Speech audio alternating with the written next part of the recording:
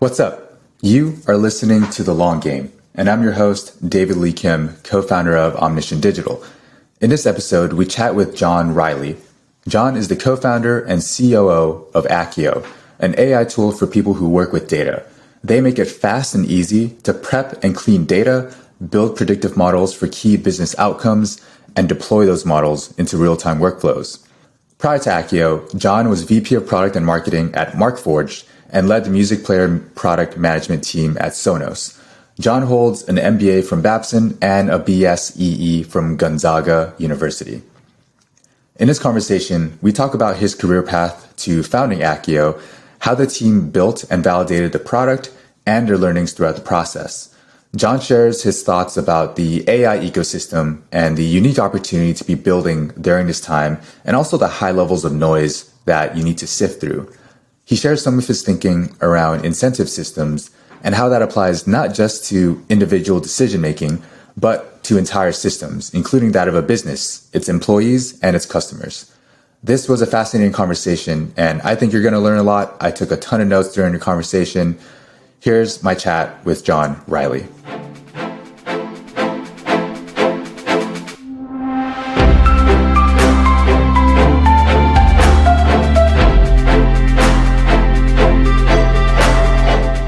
John, welcome to The Long Game. Thanks for having me. Thanks for making time. So you've got some impressive logos on your resume, to say the least. You were at Sony for a bit. You're at Sonos, Markforged. Now you're building your own company, Akkio. Just maybe to start, give us and the listeners kind of an overview, maybe the highlights of how you ended up down the path of being a founder. Yeah, okay. Interesting kind of long story there. I mean, I guess, I grew up in Bozeman, Montana, right? And my dad was a professor of marketing there, Montana State University. And so, I was kind of disenfranchised as a kid with the education system. I wasn't learning too much. And there's a few places where I was really engaged, the speech and debate team in high school. But mostly, I didn't really think I was learning that much. I was pretty sure I didn't need to go to college or to go to university. To my dad's credit, he forced me to sign up to a couple of schools, and I ended up visiting the school Gonzaga in Spokane, Washington. And they had this like stay over at the dorm night. I'll try and make this story reasonably short. As soon as I got in there and my dad dropped me off, they closed the door behind him and they took a bottle of vodka out of the closet and said, "Shots." And I was like, "Oh, college is going to be a party. I'm in. I'm sold." But that kind of worked out. That's literally what happened. Because, yeah, literally I decided, okay, I'm going to go to school because I could party for 4 years. And, my folks aren't idiots, so they made me sign a thing that they'd, help me out with it financially unless I fell below a 3.0 GPA. And wow. I managed that perfectly. I got a 3.02 my first semester. I did just the minimum amount of work I needed to do in order to get by. But I was in some advanced math classes. I'd done the pre-calc stuff, and that ended up actually being interesting and actually hard. And once it was difficult, I got really engaged, and then that turned into electrical engineering because physics doesn't really have like a lot of career prospects in industry. So ended up studying electrical engineering and got hired by Sony Electronics in San Diego, designing television processing of all things, which was really interesting. But they were on like a 1-year cycle. Every year they launch a new television. And so, after like, 3 or 4 years of that job, taking on increasing responsibility and stuff, you kind of get a little bit like, what's going to happen, right? It's like, okay, we're going to have this crunch time and then we're going to have this like not crunch time. And the interesting parts of it were that I saw going on in the corporation were like the decisions that were being made about what goes into the product or not. And I spent a lot of time with the product management team there, and that eventually turned into an opportunity for me to work on the product management team at Sony. I worked for this guy, Phil Abram, who then ended up he ran like sales and marketing for Sony Electronics North America. He ended up taking a role at Sonos back when they were very small as their president and revenue officer leadership role.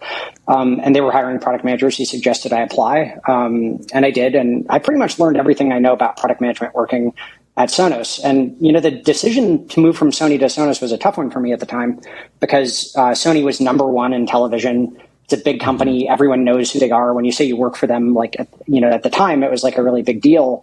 And no one had heard of this company Sonos at all. And, I'd just taken the interview because I respected this guy, Phil, and I wanted to, sort of see why he made the move effectively. And everyone I met was, incredibly, incredibly sharp. And I realized that this was an opportunity to work with a team of people I could learn a lot from. And so I took the role, and I ended up convincing my wife to move from San Diego to Boston for it. And, I sold her on, it's a startup, it'll succeed or fail in 3 years. We're 15 years still living in Boston. But yeah, we built a lot of really cool products over the course of my time there. And that's probably where I learned the most about product management and direction. But what I also learned is what happens to a company as it goes from a small startup into a much larger corporate entity, because I watched it go from something that I just totally loved, at the super small stage where every day your life is on the line, to a much bigger organization where I don't know how you escape this type of thing, but it becomes a little bit more political. Things slow down. You have to operate at a larger scale across more people, which means more complexity in your people systems, and the incentive structures start to get interesting. Anyways, I found towards the end of that I was having less fun than I did in the very early days, and I really wanted to get back to that startup thing. So that led me to Markforged. I had my daughter, my second child, and on my paternity leave, I asked a friend of mine, okay, what interesting startup should I talk to? And Markforged was the one he introduced me to. I met the team there, and it was kind of the same thing with Sonos. It's the smartest team of people I met. They reminded me a lot of the people I met early days at Sonos, and I said, okay, great, let's do this. And I didn't know anything about 3D printing, but yeah, we were. You left Sonos without? Did you leave Sonos without something in mind? You were just I'm fed up. This is way too big. I'm not having fun. I didn't. I took the role at Markforged while I was still at Sonos. Oh, okay. I interviewed with them during my paternity break. I wasn't particularly fed up so much as. Because that's a fun company, and I loved working there. It was more, it didn't have that startup motivation for me anymore. I didn't wake up in the morning and feel like I could change the world, or if I didn't do something that the company might die. It got to the point where it had it was part of a larger thing, and your responsibility becomes much more narrow and focused. And I just wanted to get back to the early stage. So anyways, that's what drove it. And we had a pretty successful run at Markforged as well. And I think we saw that from 10 million in revenue to 90 plus, at the time, we decided to start Akkio, and I was leading product there, and eventually ended up leading marketing too. And in the course of running marketing, we realized there's really a need for people in the operational functions of businesses to be able to do cooler, smarter things with their data on their own, instead of having to contract it out or talk to third parties about it, because there's this big communication barrier. And that was the genesis of the Akkio idea. And then we made the leap. It's so interesting. You went from this huge company, Sony, to a small no-name startup that grew into a bigger company. You're actually, I don't like this anymore. Went to a small company, build that up, and then decided to go start a company. So I'm starting to think that you're just an adrenaline junkie who wants to maybe. There is that factor. The most fun, if I could ask you the same thing. Look back over your career and try and identify at what point in time you had the most fun. What was going on, and for me, it was, and it was always painful when it was actually happening. But at the end of it, you were those were the days. That's when we built something, right? When you had this sheer terror of are we going to succeed or not? And it's never a smooth ride, right? There's always these bumps where it's this whole thing might not work out.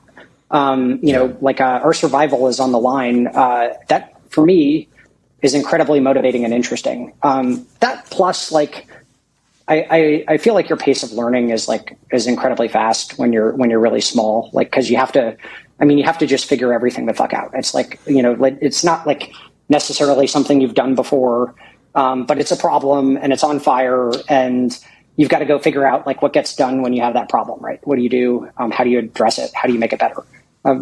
How would you answer like most exciting time looking back?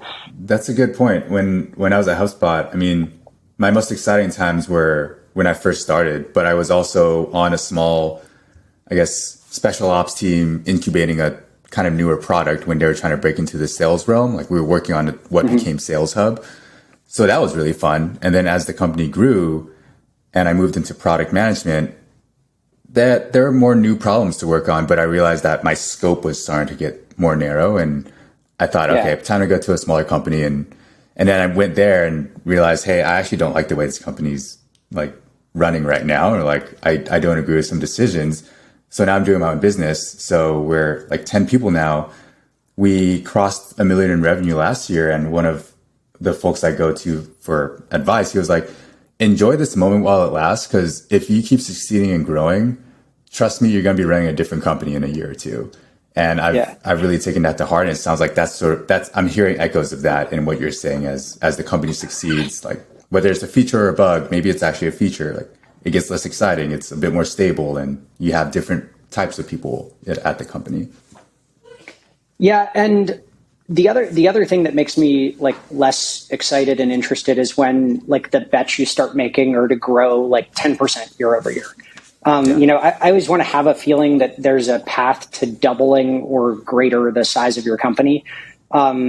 Because that way you're like, you're betting big, you're betting for scale, you're like trying to shake things up and change things, you're questioning everything. When it becomes more like slow, big operational, like, you're trying to eke out like 5% year over year growth.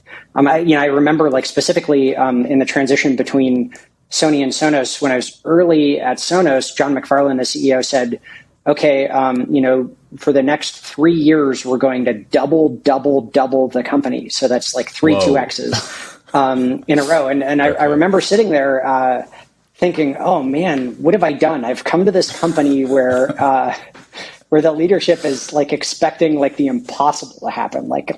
This is like, I've been at Sony. I know companies grow at like 5% per year. It's not that wildly different of a space, consumer electronics at the end of the day. I'm like, I really like questioned the sanity of the decision I'd made at that point.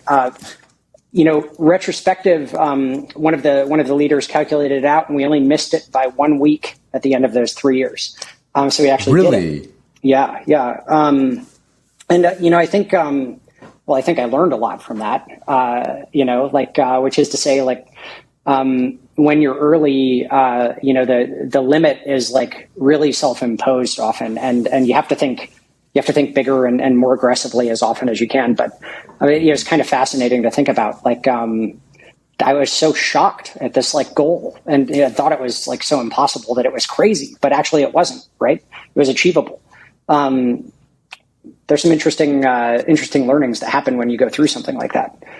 Yeah, it was interesting. I remember when I was an employee at HubSpot, I remember sometimes leadership would come back with these goals, and I'm like, what makes you think we can hit that? And then lo and behold, we would hit it. And as I've started building my own company, I realized, oh, that's kind of a tactic where you help the team see that they can achieve more than they thought they could. And you just have to like create that space for them to like have that pressure on them. And that's what gets people to kind of step up to the challenge. Yeah, it helps to challenge people to think about what it would take, right? Because if you don't think about like big impactful changes, then you kind of like default, at least, I think many people, and this happens to me too, you tend to default into like incremental optimization mode. And that'll eventually get you like slightly better. Yeah. So let's talk about Akkio. You mentioned just now that it kind of came about because you realized that there was value to allowing more of like the business and operations people to be able to do what you said, cool things with data. So maybe I'd love if you could give listeners kind of an overview of like what Akkio is and like why does it exist? Yeah, the way I like to frame this up is, if you're writing, we're basically a second generation AI platform for people who work with data. And by second generation, I mean, that these new suite of tools are emerging, and they all have a similar primitive, which is they're all self-serve, and they make people working in a certain area much more efficient at their jobs. So for example, if you're writing code and you're using Copilot, our internal experience is our software engineers can get about twice as efficient. They can write about twice as much code as they could before Copilot came along. If you're creating like copy or writing any sort of text, you should be using GPT-4, obviously. Yeah. And that makes you probably more than twice as efficient at doing your job. I mean, it doesn't do it entirely for you. You still need to edit, but we use it to accelerate our delivery of written content massively, and everyone should be. If you're making like creative images or assets, you're using Midjourney or Stable Diffusion or something like that, right? So then Akkio is that tool for people who work with data.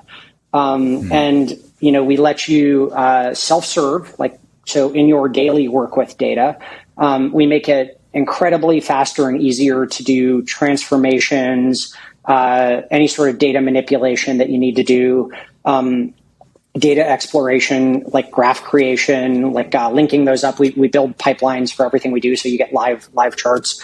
We underpin a lot of that front end with GPT-4, so you can just literally use natural language to ask for a complicated transformation. And we'll do it we'll generate the code and apply that to your entire data set. So anyone who has to write SQL or put complicated formulas into Excel, it's like a 10x speed up or something in terms of working with data. But the main thing we do is help all of these users actually build machine learning models to predict future outcomes. And so most of what we've built during the company is an auto ML engine that's really fast and efficient, that lets you take any business outcome that's important to you and build a model to understand, what's driving it, what's going to happen, why it's happening, and what you can do about it. Those are, sort of the three questions that need to be answered. And then there's a back-end piece of that module where you can really easily deploy these models into real-time business decision-making systems. So basically, summing that up, incredibly easy and fast to work with, manipulate, prepare data for analysis, analyze that data, and see what's driving all of your outcomes, and deploy real-time models for in-process decision-making, all in one platform and all self-serve. So that's the product effectively. Yeah, what's interesting to me, and I'm curious what you're seeing, is with ChatGPT, Jasper, all these other generative AI tools, there's a camp of people who are saying, "Oh, this is great. We're gonna use this," and there's always that camp that's hesitant to use it, that's more skeptical. I'm wondering how that manifested, if at all, in your customer base or the prospects that you're pitching Akkio to, where some people are like, "Oh no, I can never replace my work with something like this." What sort of reactions did you see to your product as you were releasing and integrating? So first of all, ML adoption is still fairly early in most companies. If you look at most, so many companies have a data science function. It's typically working on the most business critical part of whatever's going on. That's usually the product, because that's your differentiated competitive edge. But it could be something very close to the product. In most business operations today, people are not leveraging machine learning to make their operations smarter or more efficient. So I say that because as a startup, we have to target the group of people who are on the front end of the adoption curve. I firmly believe that all of these, any data-driven process will be underpinned by ML in 5 years. But we have to lean into the people who are willing to try a new tool and lean into using it. And the bet is that over time, the longer or later majority will come along and realize that they have to start using it, or, eventually they will be forced to from competitive purposes. And so, the big concerns people have there's probably two big concerns that go into using some of these tools. The first is the tool is going to lie to me or hallucinate something, and I'm going to look bad because it made something up. And we figured some ways to work around that, right? So we don't actually take any generated text. We actually have it write code, and we take the code that it writes and we apply that to your data, and that surfaces the patterns in your data. So hallucination problem is somewhat solved. Second issue is people are worried about leaking, sort of their business specific information to some of these tools. And that's a legitimate concern, right? If you use the chat interface on GPT, I believe they capture and learn from that data. And there's been a few articles about it. We use the API and our connections to it, though. And the API usage has like specific enterprise agreements associated with it where they don't learn from the data and they forget it after 30 days. Oh, okay. And we actually don't send any user data over to them. We just send metadata. So like, here's the column headers. Here's the question someone asked about their data. Here's what the shape of the data looks like. Specifically so that we're like avoiding any sort of data leakage there. In my experience, like most people see it and think, yeah, that would really accelerate the time it takes me to do a task that's kind of painful. So they're pretty interested. But they want to be sure it's getting done right, and they want to make sure that, they're not like, because there is a bit of a disconnect between what the SQL underneath the hood is and what we're showing you, right? Like, and we'll probably make it so you can look at it if you want, like, to validate it. But today we don't surface that to the user. But generally speaking, I think most people are leaned in and adopting, and I would recommend that everyone does. I mean, internally, we've kind of set a philosophy that if you're not using these tools for your job, then you're not a fit for our company. And that, that's kind of important because any startup is very resource constrained, right? So if we can suddenly have effectively twice as many people working because they're all leveraging second generation ML tools to enable them, we kind of have to do that. We're sort of obligated. I suspect that the adoption is going to be pretty quick. What's interesting, though, is all of those are pretty level playing fields. Like GPT-4, everyone gets the same benefit from it. I mean, there's differences in how well you prompt it, right? Just like anything, like Google search, differences in how well you can search for something on Google. If you type something in the right way, you get a relevant answer. But a lot of, I've observed, I've got kids now, and they're trying to learn to Google search, and you can just see that they don't they don't really grasp the way to phrase the question correctly, right? And I think that's kind of like a learned feedback loop of using Google for a long time to get good at search. Same thing with GPT. The prompting is like an important thing for people to learn. I think there's this new discipline of like prompt engineer. A lot of the ways we're interacting and using it in our product, and we ask ourselves now where can we build in like a large language model into the product at every point throughout the product. Doing that well is a lot of like careful consideration on the prompting and the user experience, like feedback loop. Anyways, guess I kind of lost the thread on the question. Did we get a lot of pushback? No, that's good. Yeah. I know for a little bit, there were a lot of people saying that there's going to be this new job of prompt engineer. I'm not sure if that's still a huge or widely held belief amongst folks using these tools, but do you have any thoughts on that? Like, is that going to be a job on its own, or just a new skill that people are going to be expected to develop? I think it kind of depends on like where exactly you're working in the business, but our software engineers who are good at designing the API-driven prompting are able to give much more performant experiences. And yeah, I'll just give you some loose examples. So for example, like we have a function where you can type in a request and we'll transform your data set. And people, it turns out, are not so great at being very specific in natural language. And in fact, maybe that's one of the reasons that code is like a little bit complicated. It somewhat forces you to be incredibly specific about what you want to do in each case. But with natural language, you can say something like, let's say you're looking at a data set of homes. You can say, show me houses that are good for a family of 4. And that's like a wildly underspecified ask because, your definition of like good for a family of 4 might be different than my definition of good for a family of 4. GPT-4 will come up with a definition of good for a family of 4, and it'll apply a filter and it'll show you like a diff and like here they are.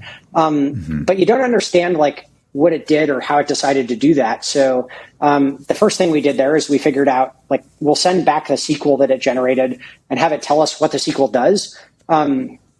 And then we'll like expose that to the user so they can see like a more verbose interpretation of how the ask was interpreted. Another thing though is like that family of 4 ask could have been stated like 30 different ways. So, and another thing you can do is say like, tell me 3 different ways to state this ask. And then you could generate the SQL for each one of those different ways, and you could compare it and see if it was like similar or different, which will tell you sort of like the, I guess, interpretability bounds of the ask is maybe how to think about it. Those are just some small examples, but then, you also have to like sandbox it. Like, you're a data assistant, right? Like, so I do think using it effectively is a skill. Prompting it correctly is a skill that's going to be important, especially because I believe these models are going to become commodity. And that means the benefits they can bring to a user experience are going to be built in, like in all places of the product, like everywhere. And, I think Dharmesh, like going back to HubSpot, is building on top of large language models now. User interfaces are going to be wildly different in 5 years because of what can happen here. It's just easier to interact with them and ask for what you want instead of like going through some menu you have to learn and clicking a bunch of buttons or settings, right? And I think go ahead. Asks can be infinite, so getting the prompting right is important. You just made me realize one thing that hopefully we won't have to deal with any longer. I remember whenever I'm learning a new software or tool, I always end up looking at support docs and knowledge base documents, and I'll read the documents, I'll click the link, and it just takes me to another document instead of back to the app where I'm trying to do the thing. And I can't wait where you can just get help like in app, maybe using a chat interface. Like, here's what I'm trying to do, help me figure it out. And it doesn't even like give you the knowledge document. It just tells you how to do it, or like even just does it for you, maybe. Does it for you, ideally, right? And the system's like incredibly powerful. So like, it surprises me in new and interesting ways every day. So we have this like, we call it Chat Explorer. You can, draw me a chart that shows me something, and or like show me 3 interesting charts about this data set, and it'll do it. When we first launched it, I asked for a certain chart type. I think I asked for a pie chart of something. And we hadn't we couldn't build a pie chart at the time. We've been adding chart types over time. And it said, I can't build that, chart. And I was like, well, why not? And it's like, because you haven't imported this library. And so, I send it over to the engineering team. I'm like, hey, import this library. And they do. And now it can make that chart. Wow. So, it can actually tell you like what needs to happen in order to fix the problem. Like when it runs into an error, that's kind of interesting, right? Because it has like kind of the context of where it failed as well. The paradigm is changing rapidly, effectively, in funny ways. It's interesting. I think what's coming up in this conversation is also just we're learning how people interact with these tools. I'd love to hear about your process for building and validating Akkio as a product. Like, how'd you figure out that it was something worth building that people wanted, and then what were the iteration cycles like for that MVP? Well, figure out that it was worth doing was like just having experience trying to extract value from data in a bunch of different places in a bunch of different businesses, and being really frustrated with how it worked and looking for enabling tools. How do we design is an interesting question, and like user experience design is super critical in my opinion. There's been a long period of time where especially in the B2B software space, like,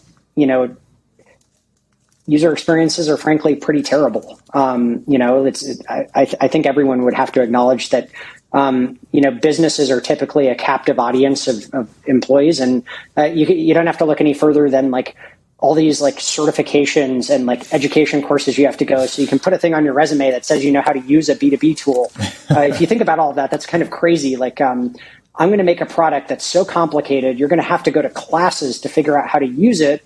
And, there's not a lot of alternatives, so you're captive, so you got to figure this thing out. Our approach is to leverage like what we learned at Sonos and try and build a B2C quality experience in a B2B application. And so the approach there is to be very considerate at every point of, what is the user trying to accomplish like right now at any given screen? Are they like accomplishing that? Is it obvious to them? Is it super clear? And to have a high threshold of like annoyance or agitation, it's it's easy to do this when you pick up a new tool and start to use it. You'll hit some things and you'll be like, this doesn't make sense, or this is frustrating, or why did they do this way? It's a lot harder to do that over time in your own product, because or even if you use a tool for a while, you kind of get used to the workarounds or the rough edges or the pain points, and then you just start to accept it. Like, this is my life now. Yeah. I just have to suffer in this particular way, and it stops bubbling up to the level of annoyance. The same thing happens when building products. You start to like accept that something is how it is, and then it stays bad. And the more places that's bad, the worse everything eventually gets. The fix to that is to just be constantly trying to be hypersensitive to like things that annoy you. And that could be like, I'll give you an example that's existing in our product today. When you click train a model, the button, goes away, comes back, then goes away and starts training the model, like a simple UI thing. I know that if I wait, it's actually going to complete the thing, but back in the day, I used to click that button twice because it popped back up. Mm-hmm. Like, it's annoying. And it's in our backlog to fix. But, it's been that way for 6 months or something terrible. And, that's partly due to priority. But, I have to remind myself to pay attention to that type of thing. So anyways, long story short, have a high bar for quality and pay attention to where the pain points or like the complexity creeps in. And then spend a lot of time thinking about like how information unfolds over time to users, I think is important, right? Because you're teaching people over time. So you want to start with basic concepts and build on top of them. And so we put a lot of effort into that. I don't think we're even close to perfect or probably even good at it. People who use our product tell us we're 10 times easier to use than anything else on the market. But, I think we have a lot of work to do. And then once you've done what you think is right and put all that effort in, then we go test it on a user and ask and see if they actually get stuck or not. We don't do a lot of like user-led design. In my experience, they haven't spent as much time thinking about the problem as you have. So, they often don't have the soak necessary to really understand the ask, and their suggestions will be, high level at best and not consider the entire system. So it's often best to have thought really hard about it, have done the best job you think you possibly could do, and there's always some compromise or trade-off that you get to, and then go show that to someone and ask them, what do you think this is? What does this tell you? Do you understand it? Does this make sense? What would you do from here? Type of thing, and validate that you've actually done it correctly. You mentioned that you do customer support yourself. And I'm wondering, especially as you're building this type of product and collecting feedback, one, I guess, why do you do it yourself? And two, have like any interesting stories or learnings you've gotten from doing customer support yourself? Yeah. Well, at first I did it myself because there was no one else. And we all like at the beginning kind of collectively decided that we would do it together.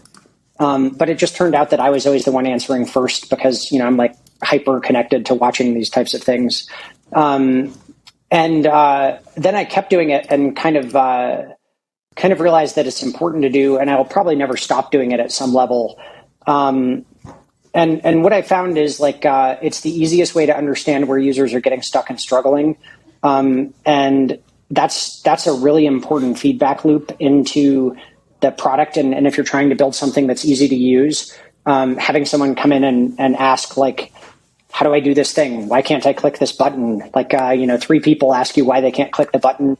You could roughly 10x the number of people thinking something is a button and it's not. And then you have to fix it, right? Having to So from the beginning, we made an open platform, and the thesis was more people using it will break it in more interesting ways that we'll have to fix, which will make it more robust so that it's more likely for the next person to just work. And that's been the case. And I think I was looking today, I think we're at 20,000 users through the platform now. Wow.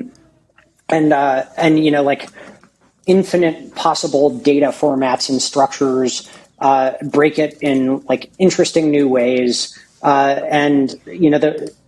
Every time you find a way that it breaks, you try and solve it algorithmically. So that class of failure won't ever happen again. being connected to the support channel and hearing people's like get frustrated or talking to them when they fail is the best way to like to internalize what the priorities are or where the like biggest gaps are in terms of the experience or the value delivery. And like interesting things that happen. Well, we use like a chat widget on our site, and we also enable chat in our product. And probably the thing that's most interesting is a lot of people try to do product-driven chat asks in the like support chat widget today. That happens like almost every day. Oh, wow. And you know, I have to tell them, no, you have to use the product to do that ask. Which is kind of embarrassing. I imagine eventually these types of systems will get connected, or we'll find a way to like parse that more intelligently to realize like, you know, once a product is also enabled with chat, it obviously could get a little bit confusing, right? Like, interesting for what it's worth. But you know, there's been people who, I mean, effectively, and you know, this is a little bit terrible, but like, for the like long tail of like complicated things, like people trying out the product is the QA. And if you're going to ask them to do that, because you want to move fast and you want to ship stuff, then you better be listening to when they run into problems, and you better fix them in like hours. And so, you know, that's how we operate. When a problem is surfaced and we realize it's a problem and we try and root cause it. You know, I don't hand it over to the engineering team like, oh, a customer had some issue, because, you know, I used to be an engineer, and it's much better to hand over like here's the exact problem, exactly how you can duplicate it so that you can like get to work fixing it.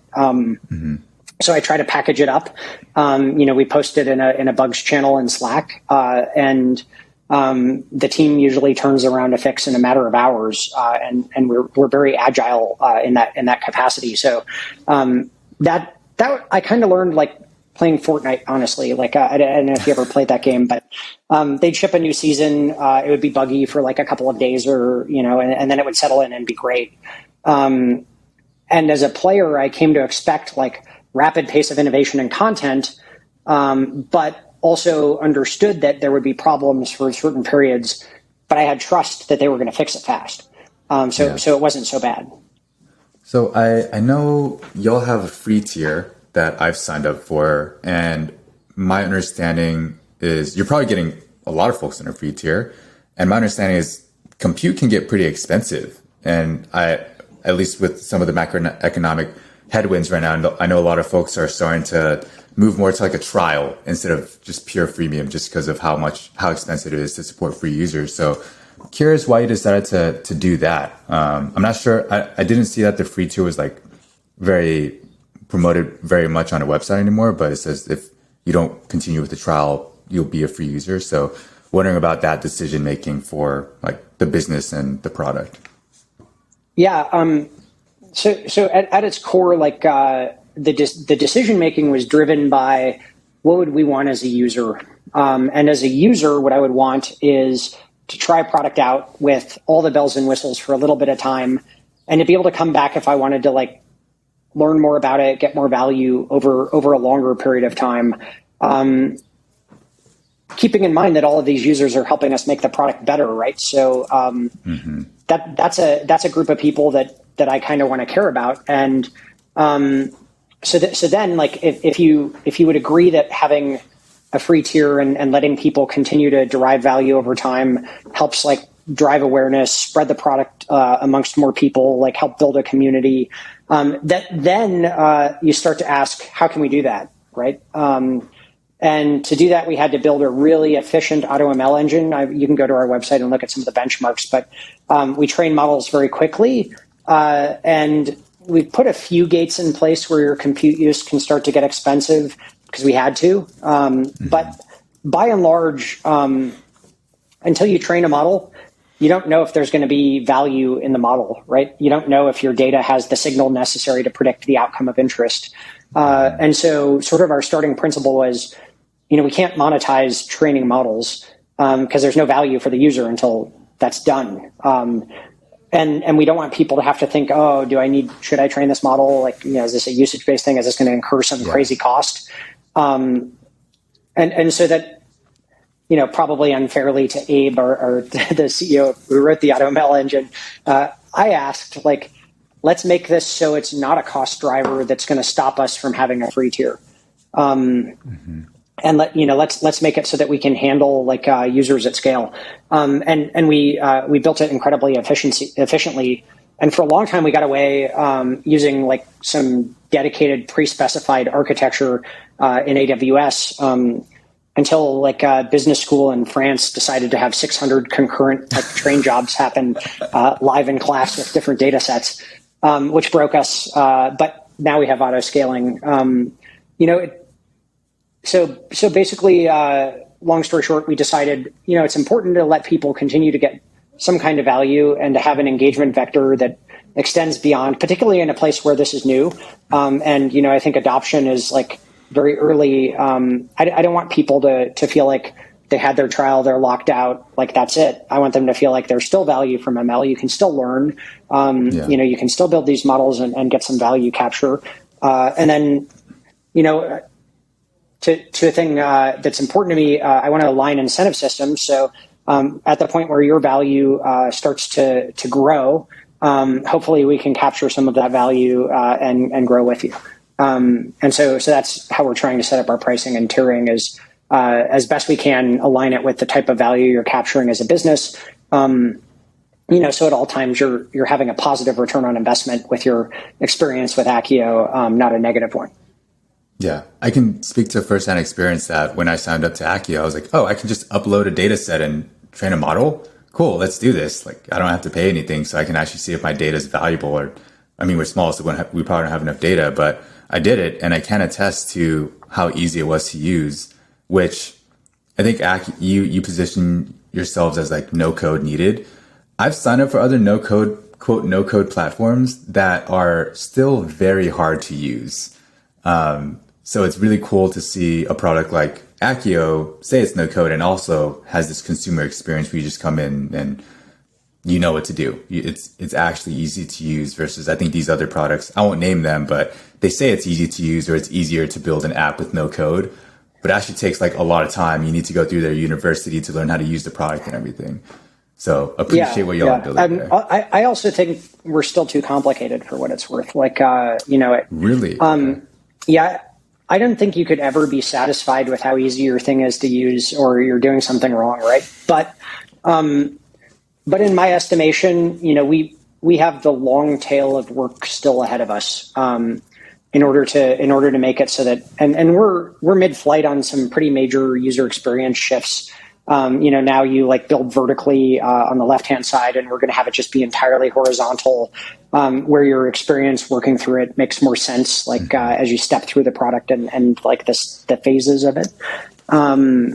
But yeah, I mean, I think like you get what you put into something there, and we spent, like our core differentiation is ease of use, and so we spend a lot of time on it. Yeah.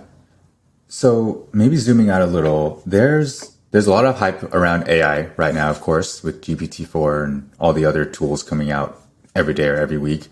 In my eyes, it seems like Akkio is pretty well positioned to capitalize on this hype. How are you and maybe the rest of your team thinking about this opportunity right now? Yeah, it's certainly been like a tailwind. It's interesting though, because it's really noisy and, it makes it harder to stand out. So, we don't have a paid marketing motion. We're not doing like pay-per-click advertising. Everything we do is earned as much as we can. And so that means like trying to write compelling articles that like get people to come and learn and then, maybe try out the product. It's expensive and hard to stand out, but everyone is incredibly interested. And so there's some areas where SEO gets easier because it's new. So like, GPT for your data is just emerging. And by being there at the beginning of that, we're able to drive like a bunch of relevant traffic into trying out the product and seeing if they like it. And, of course, then get their feedback on it and iterate and make the product better. So it's definitely a positive that the topic is exploding, but it's also a little bit tough because people just have like weird expectations of what you can do sometimes. Like some people come in and, ask you to write a thesis for them. And it's like, what part of anything that we've done like would suggest that that's what we do? But it happens. And of course they drop that in the support chat instead of the actual product too. So,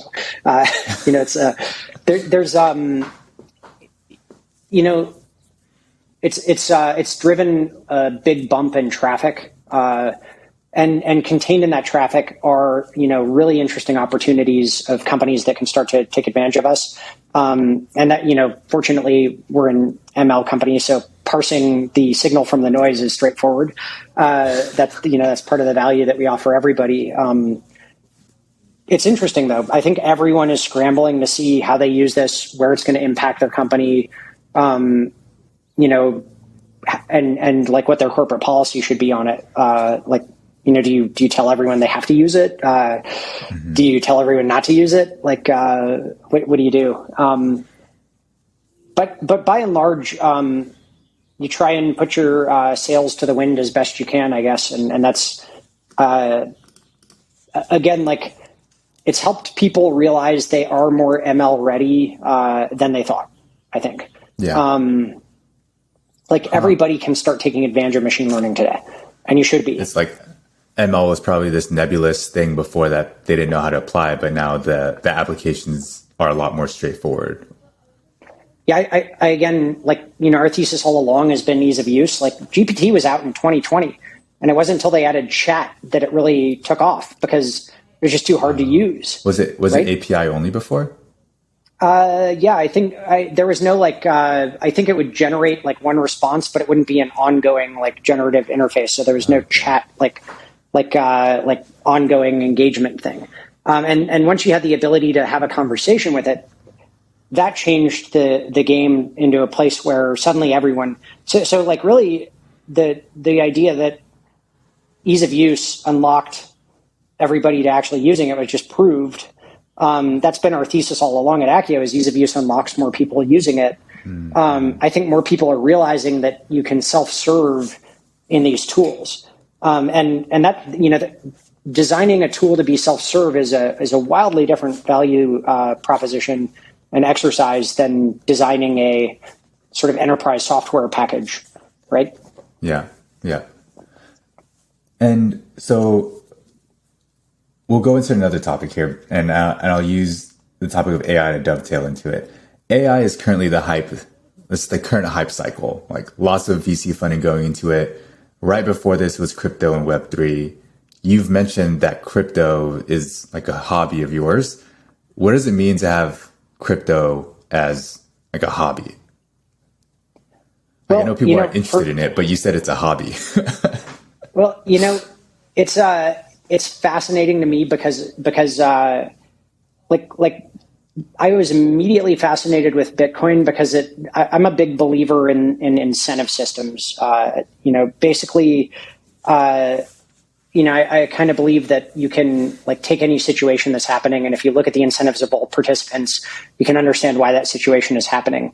And when I say it's a hobby, it's like incredibly interesting to me that distributed consensus was solved, right? Like, I don't know if you've heard of this, like Byzantine generals problem, where you've got like a bunch of generals like set up around a city, and if they all attack at the same time, they can win. But they don't have any central authority telling them all like to agree to attack. They have to like decide independently that they're all like good actors. There might be bad actors, and then make the decision to attack or not. And if any one of them decides like not to attack, they lose. The proof of work algorithm like solved distributed consensus, and that's for me like super fascinating. And actually, monetary systems in general are also like incentive systems, like aligned incentive systems. Often, they're like trust systems. Startups and good products are also like carefully consider incentive systems, I think. What's the user incentive and value? What's the business incentive and value? Are those aligned?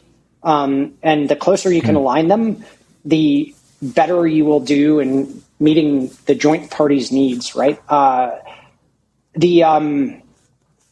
Let's take another example. You have a sales team and you have a marketing team. this is a very common situation in any business. Your sales team is incentivized by revenue on a quarterly basis. It's very typical. You have salespeople, you pay them based on how many deals they close. The marketing team is usually incentivized by like qualified leads that they generate, right? So what happens if you set that incentive structure up is the marketing team goes and generates a bunch of qualified leads. The definition of qualified lead then becomes like the world's most important thing. And usually that gets set and then forgotten. And so you get a bunch of behaviors where marketing is generating what appear to be qualified leads that actually aren't. And then sales has to try and like sort through them to get to their revenue. And really what you want to do is try and align marketing into revenue generation as much as you can, understanding that there's a lag there, right? And so you know, I've seen it happen time and again where, you know, everyone's thinks they're working in the same direction and then is like optimizing, you know, their section. But if you haven't thought about the system and its incentives and where that pushes people, then you'll have like a bunch of sub-optimizations happening. So anyways, like, you know, first with Bitcoin and then with Ethereum, I've just been really fascinated by the incentive system design and understanding. And I think Vitalik Buterin, who's the guy who started Ethereum, is one of the most interesting sort of leaders of the community, you know, in the world today. He's incredibly thoughtful about incentive systems, and you know, like listening to him think through problems and system design is like super interesting for me. So, you know, as far as it's a hobby, I think there's a lot for people to learn there if you're willing to get a little bit deeper than, you know, the hype or the like shitcoin, like you're going to get rich quick, and start to think about like the underlying incentive system design that makes this stuff possible. Very interesting. Yeah, this is the first time I've heard someone talk about the entire business as a system of incentives. I would think about incentives in like maybe the individual decision-making process of an individual in one situation. But now that you've reframed it as the business has incentives, the customers have certain incentives as well of using the product, that reframing for me, I was just taking down a bunch of notes here on how that applies to business, and that kind of there's another piece that goes into the earlier topic about when companies get larger, like the behavior changes, and that incentive structure is interesting. I'll tell you a little bit about it. At a startup, as you know, everyone is an owner. They all have stock, and the value of that stock is tied to how well the business does. And if you're successful, the implied value of that stock is pretty high. It becomes larger often than the salary component, particularly if you were early. And what that does is it aligns everybody on growing the overall business as opposed to like trying to get a personal win at the expense of the overall business. Now, as businesses get a lot bigger and the salary component becomes a lot more important than the stock component, getting an increase in your salary becomes the thing you try to personally optimize. And so the incentives are set up to try and the incentive structure almost guaranteed starts to introduce politics and like self-promotion into the environment, because that's the way that you get ahead and win at larger scale with less stock alignment. And so as much as we can, we try and spread ownership and make sure everyone understands the potential value there, because that aligns like and that was an important piece of when I joined Sonos, that, you know, like I was always pulling for the overall success of the company, not some personal like growth or like success. I was always arguing anything from a perspective of we should do this because it's good for the business. And so, you know, I don't know to what extent you can keep that like aligned for a long time as you get bigger, but hopefully, you know, like as long as possible, because you know that's the magic of how startups are able to execute better. Ownership and agency like is aligned, and nobody's trying to like have a personal win over everyone else, right? It's a collective win. What's fascinating, zooming out a little bit, is this conversation about incentives in general. I know a couple of years ago, behavioral economics was a big talking point, I think, but it feels like maybe just by nature of where the economy is and everything that happened with the banking crisis and SVB, people are thinking maybe this idea of incentives has invaded more into the cultural zeitgeist, where people are thinking a lot more about, hey, how are these systems and people working within these systems and incentivized? And I'm just seeing it as something that I'm glad we're all talking about it now, because I mean, the banking one's an interesting one because things, right? Because what happened there was like clearly incentive driven too, right? Like the minute there was the possibility of losing the uninsured portion of your deposit at a bank, even if the probability of that was very low, the first people out win, and the last people out lose, and so it's this incredibly lopsided incentive to leave, even if there's low risk, and the banks, they're lending out an interesting thing that I read was somebody tried to make a bank. They would have a 1-to-1 holding reserve. They'd just take your dollars and they wouldn't lend them out. They'd put them in the Fed, and then they'd have them available to you if you wanted to withdraw them. So, you wouldn't have any risk, because a bank is really sort of a leveraged bond fund in a way. You deposit your money and then they loan it out at some multiple to a bunch of other people.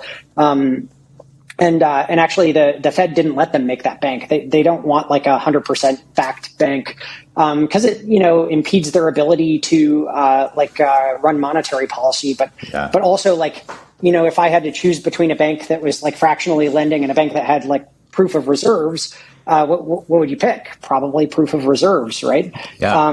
Which could have caused runs at some other banks. But it's kind of fascinating. All of these, a lot of startups sort of assumed their money was somewhat safe, and it really kind of wasn't. I know then there's the government incentive system, which comes into play, which is if they let depositors lose, then anybody who's worried about their bank by even a little bit is going to run away, and that's systemic contagion. And so, of course, then they're forced to backstop, which helps stop the running and the flight to safety. But as interest rates went up, the hold to maturity portfolios at a lot of these banks got upside down because the values dropped. It's fine if they have 30 years to pay you back, but what happened with, we're kind of in a funding winter for startups. And what happened is, as people started to draw down their balances, particularly Silicon Valley Bank, who served a lot of startups, they got to a point where they had to start selling some of these long-term holdings to pay people back and doing it at a loss. And suddenly, you have to raise money by selling more shares. And really interesting game theory there on bank runs though. And because we're now in a connected environment, that type of thing can happen much quicker, right? Yeah, hours. Yeah. It was fascinating observing all that. I remember we were at a team offsite. I was laying in bed, just scrolling Reddit, and I saw this thing about SVB might collapse. And I was like, probably nothing. And then the next day I saw all this news. I was like, oh my God, a lot happening within 12 hours. But one company that really took advantage of, I guess, the incentives of the consumer and businesses is I don't know if you use Mercury.com, but they immediately sent out an email hey, we're FDIC insured for $1 million. We use a sweep network, and now they increased it to 5 million insured. Yeah. So they really took advantage of that opportunity to say hey, come to us. We're good. We'll take care of you type of thing, which great move on their end. Yeah. If you can act quickly, if you can be a first mover in systemic change, there's lots of opportunity, I think. Yeah.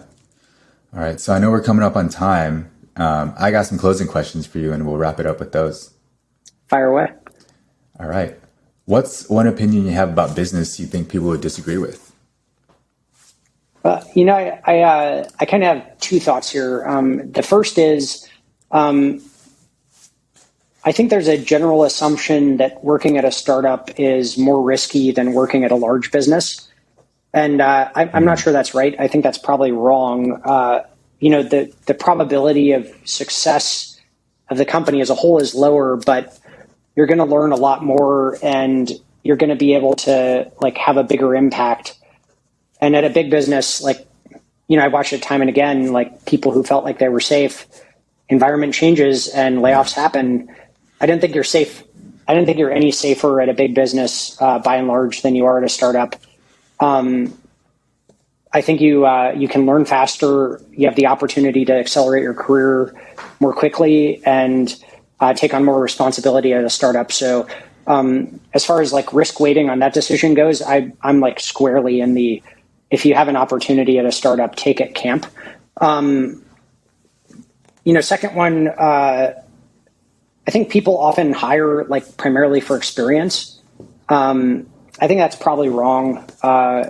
Experience doesn't hurt, but I think you got to hire for this thing I'll call agency, which is the ability to take ownership of a problem and figure it the fuck out.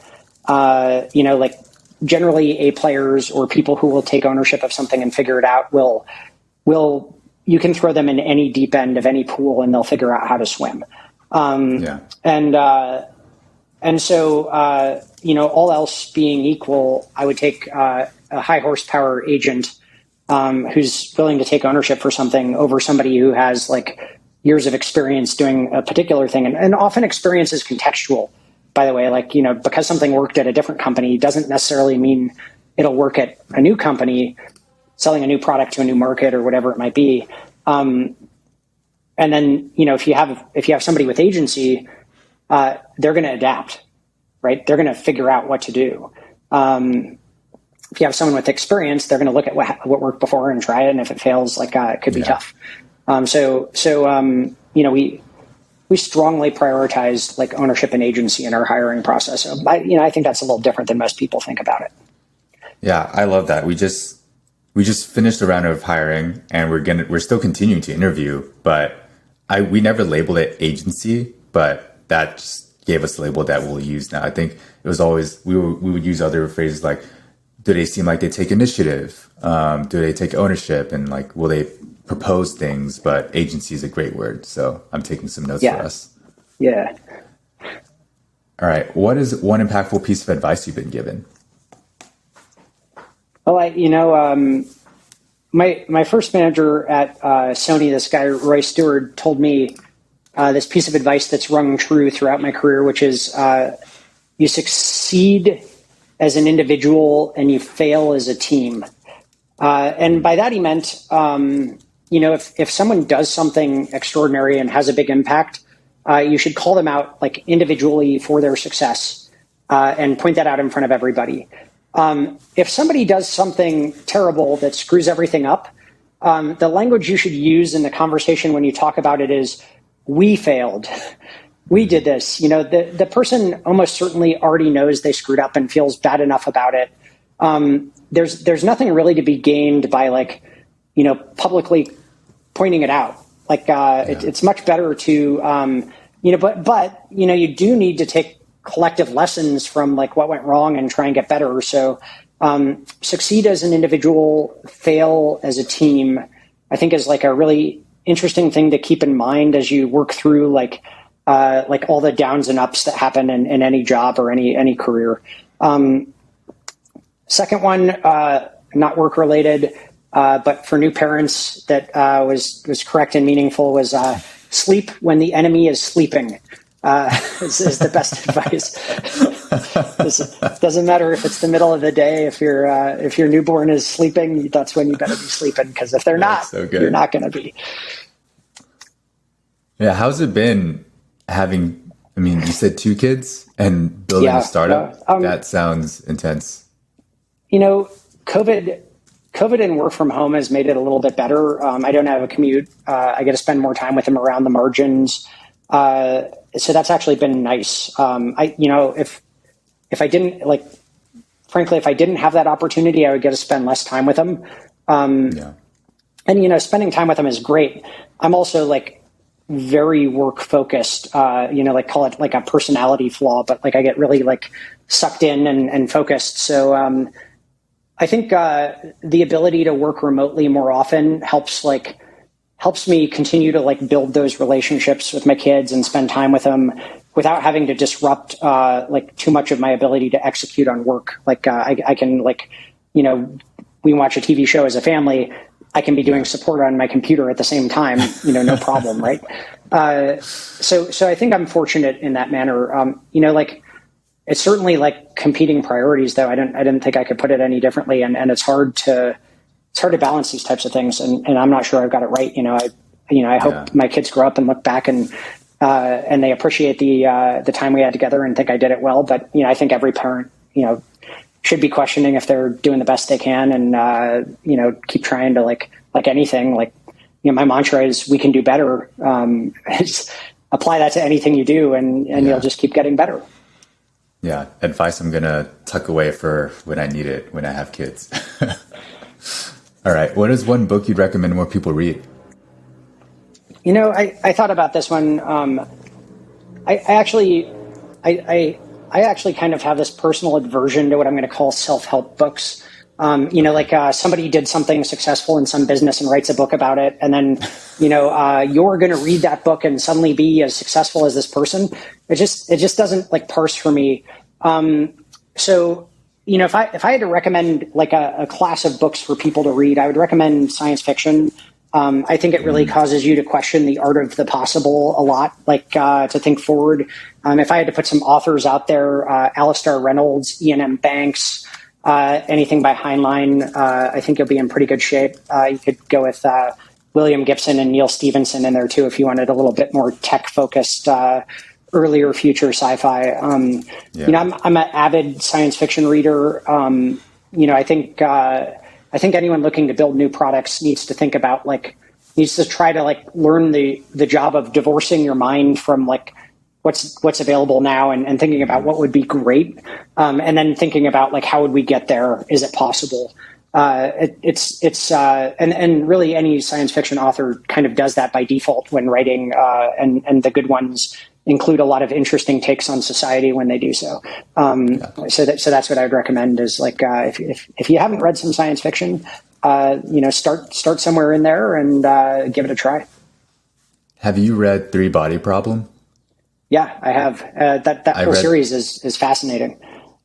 I thought the first book was good. The second and third just blew me out of my mind. I read it before bed, which looking back probably was not a good idea because my brain would be just trying to understand the universe at a much larger scale before bed. It's not exactly the easiest thing to go to sleep to, but the interesting thing is it's good because it causes you to think about the dark forest problem and all of these things in a different frame than you have before, and that's why that book is good and interesting.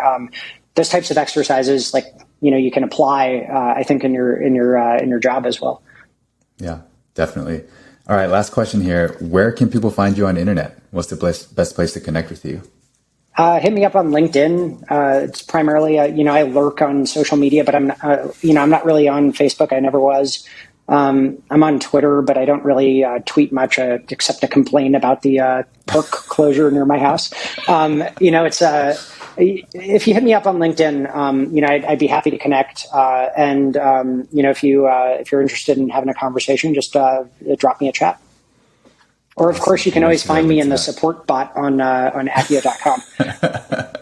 Write me my PhD thesis for me, please. Yeah. Just don't ask me to do that. I don't have that kind of time. John, it was a pleasure to have you on the show. Thanks for making time. Yeah, great to be here. Thanks, David.